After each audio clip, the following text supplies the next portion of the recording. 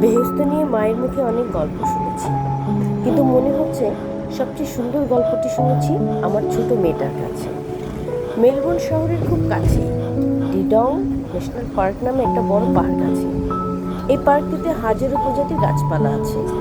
একদিন আমি আমার ফ্যামিলিকে নিয়ে সেই পার্কে বেড়াতে গিয়েছিলাম। আমার ছোট মেয়ের বয়স তখন মাত্র 6।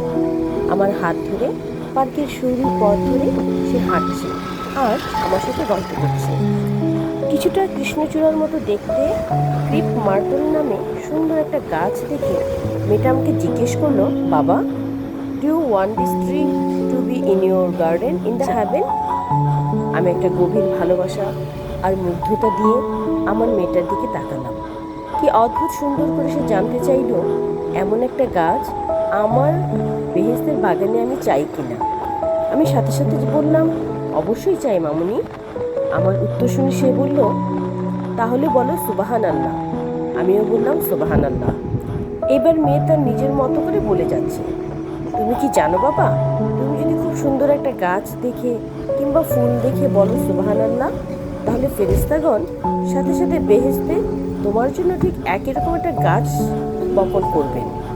তুমি একদিন বেহেশতে গিয়ে সেটা দেখতে পারবে। আমি একটু অবাক হয়ে বললাম, তাই? মেয়ে একটু জোর দিয়ে বললো, হ্যাঁ বাবা, আমাদের টিচার মিস উমনা আমাদেরকে এই কথাটা বলেছেন। তুমি জানো বাবা, আমি ঠিক করেছি পথে কিংবা পার্কে দেখা সুন্দর সুন্দর গাছপালা থেকে 5,000 গাছ আমি সিলেক্ট করব আর বলবো সুবহানাল্লাহ। আমি চাই বেহেশতে আমার অনেক বড় একটা বাগান হবে। সুন্দর সুন্দর এই 5,000 গাছ দিয়ে পরিবেশটা ঘেরা থাকবে। দেখতে অনেক সুন্দর হবে, তাই না বাবা? আমি মুগ্ধ হয়ে একটু কল্পনা করার চেষ্টা করলাম।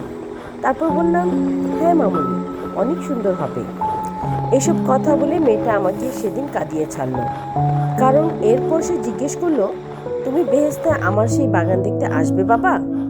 প্রশ্ন শুনে আমার অশ্রু ভেজা চোখ লুকাতে আকাশের দিকে তাকিয়ে বললাম, আসবো বাবা, ইনশাল্লাহ। সেদিন খুব দেখতে ইচ্ছে করছিল আমার মেয়ের বেহেশত আর তার কল্পনার বাগান। মেয়ের এই কথাটাই আমি পরে খুব ভাবতাম। জানার চেষ্টা করলাম ওই টার্কিশ টিচার মিস উমনা কেন এমন কথা বললেন। পড়তে পড়তে পরে জানতে পারলাম এই গল্পের পেছনে আবার আরও একটা গল্প আছে। আমাদের রাসূল সাল্লাল্লাহু আলাইহি ওয়াসাল্লাম মেরাজ থেকে আসার পর একদিন সবাইকে বললেন, তোমরা কি জানো মিরাজে আমি আমাদের পিতা ইব্রাহিম আলাইহিস সালামকে দেখেছিলাম? সবাই খুব আগ্রহ নিয়ে জানতে চাইলেন, ইয়া রাসূলুল্লাহ, আমাদেরকে বলুন কোথায় দেখা হয়েছিল আর কি কথা হয়েছে আপনার সাথে। নবীজি বললেন, ফেরার পথে আমি ওনাকে দেখতে পেয়েছিলাম। তিনি আমাকে দেখে বললেন, আমার উম্মতকে প্রথমে আমার সালাম জানাবেন, তারপর তাদের বলবেন আমি বেহেশত দেখেছি। বেহেশতের মাটি খুব সুন্দর আর উর্বর। সেখানে যা কিছুই বপন করা হোক না কেন খুব ভালো ফসল হবে, কিন্তু ফসলের জন্য তাদেরকে পৃথিবীতেই বীজ বপন করতে হবে। রাসূল সাল্লাল্লাহু আলাইহি সাল্লাম বললেন, আমি আপনার এই কথা তাদেরকে জানাবো। তারপর ইব্রাহিম আলাইহিস সালাম বললেন, আমি আপনাকে 3টি খুব মূল্যবান বীজের কথা বলবো।